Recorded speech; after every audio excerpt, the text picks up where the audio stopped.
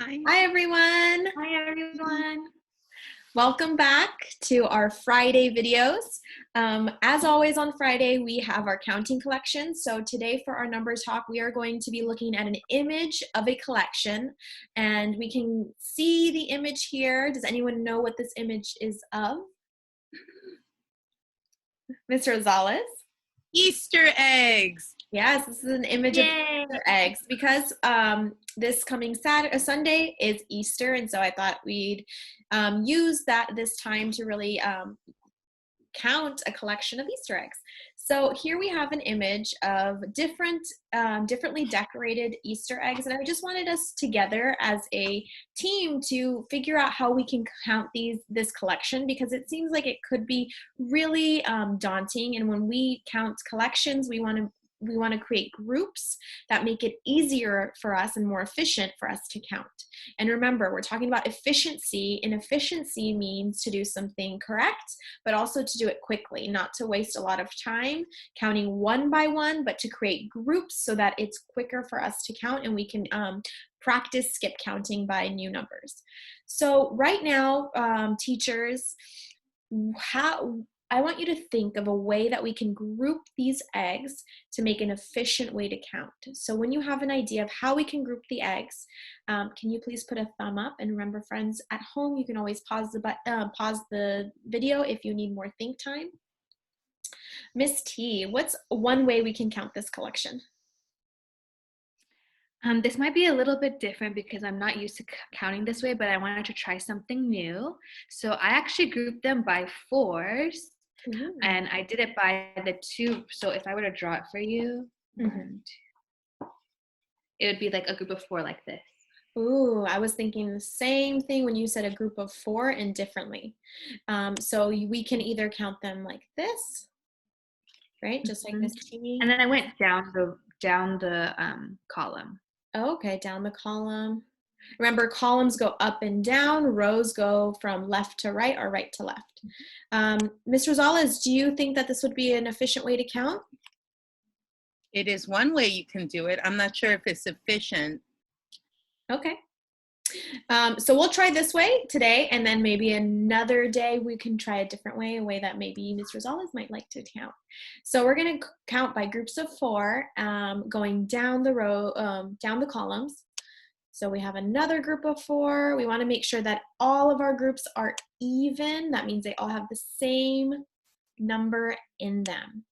And sometimes we might have some leftover collections, and that's okay as long as we try our best to get all of them into a group of four. So here we have our four. But as I'm coming to the last column, I'm encountering a problem. Ms. Rosales, can you help us fix this problem? So I noticed that we won't have four eggs grouped together here. So what should we do instead? So you can do a vertical 4 to keep the count at 4. 1, 2, 3, 4. Beautiful. Oh, yes, 4. Okay, and then we have how many left over? We have 1, 2 left over, so they will be a group by themselves. Okay, so we have our counting, and if we were doing this with real objects in our hands, we would be making those physical groups, but instead in this version, we are manipulating the picture by drawing on top of it to show those groups. So now we need to represent our collection on a paper. So we have the objects here, but now we want to represent them so that we can show them to other mathematicians who might be looking at our collection. So Ms. T, how can I do this? I drew a circle, and I put 4 inside for 1, 2, 3, 4, 5, 6, 7, 8, 9, 10 times. 10 times. And then I had one leftover group of 2.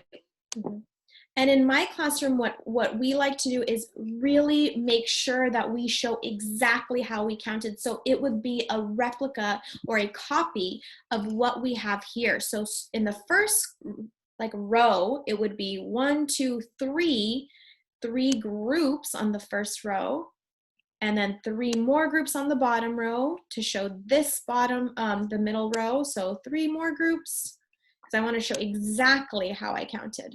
And then the last row has 3 groups as well. 1, 2, 3, and then we would show this vertical group. And I'm going to try my best to show it like this. And then a smaller group of those two. So when I did it on my whiteboard. Exactly. Beautiful. Thank you, Miss T. So I notice on your counting collection, you put the number inside of each group. And can you remind us why we want to do that? Well, I thought that it'd be a lot easier if I just put the number instead of drawing all the Easter eggs, because sometimes I'm not a very careful counter and I might draw an extra one and then I'll miscount. So it's just easier for me to remember, okay, it's just 4 and then one more group of 2 at the very end. Beautiful. So I'm going to do exactly what Miss T did, because this is an efficient way to count our collection. Instead of drawing each Easter egg, which may take a long time, we can just put that we have 4. And our mathematicians who read our recording sheet will know, okay, that means that they have a group of 4. So it kind of reminds me of an array in in 3rd grade, except we have numbers instead of dots. So 4 in each group. And then we can always look at our picture to make sure that we're doing it correctly. And then I have this last group of 4 in our oval, and then our leftover eggs, which are just a group of 2. Okay, Miss Rosales, I notice that we have our groups and we're showing how many items are in each group, but we still don't have a total. So what can we do to figure out that total number of items? So we usually skip count by the number or that we're working with, or the set. So we're going to go 4 and 4 more is going to give you 8. 8. 4 more is 12. 4 more is 16.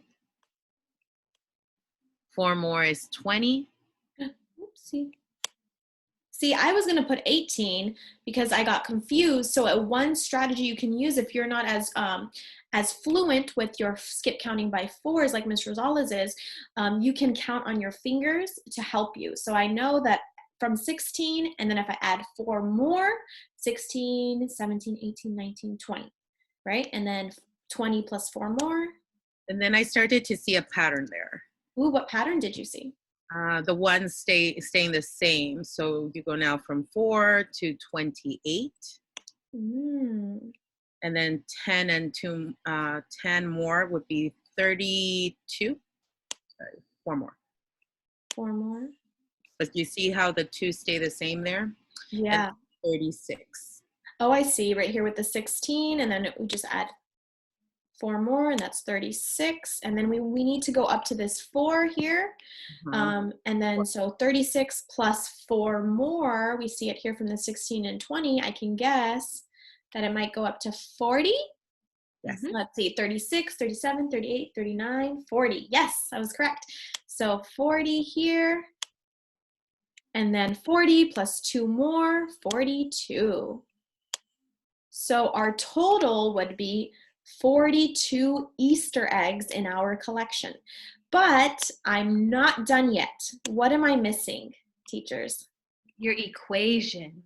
Thank you, my equation, because I want to show in a math sentence how I got 42. And I want to show exactly how I group them. So if I had an equation, or if I would need to write an equation, how would that look, Miss T? You would add 4 plus 4 plus 4, and you do that 10 times. I actually wrote it on my whiteboard on the bottom. And then you add 2 at the end. So 4 plus 4 plus 4 plus 4. Can't keep track, but you do it 10 times. Okay, let's see. 1, 2, 3, 4, 5, 6, 7, 8, 9, 9, 10, 1, 2, and then 4, 5, 2. And let me make this bigger so that they're all. I think you have one extra 4. Oh, let's see. 1, 2, 3, 4, 5, 6, 7, 8, 9, 10. Oh, I do. Okay.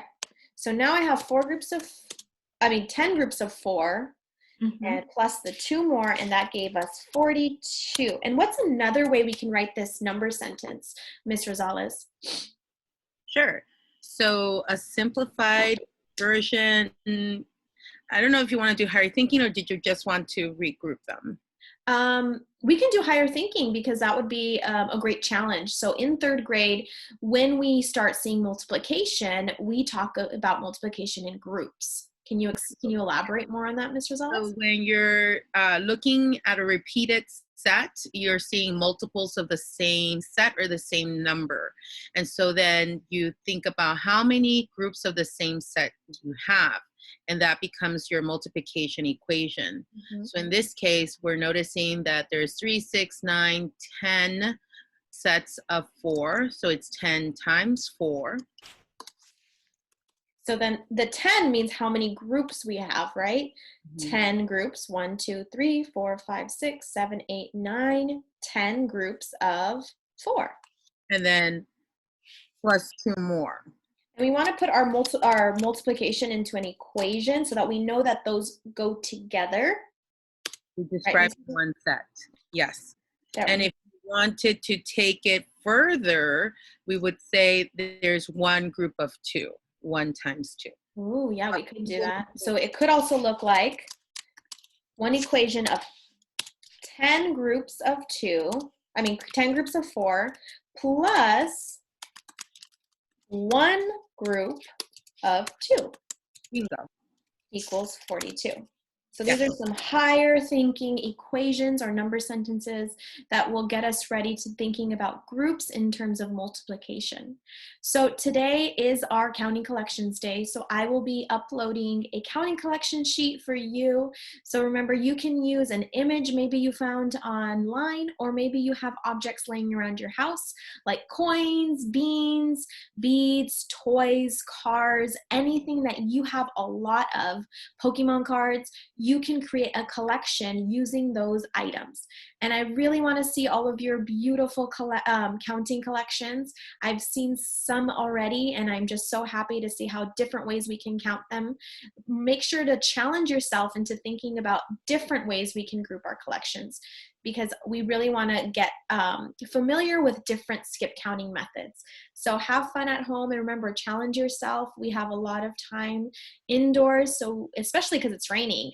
So use that time to really challenge yourself and think of something new. All right, we'll see you soon. Bye, everyone. Bye. Bye.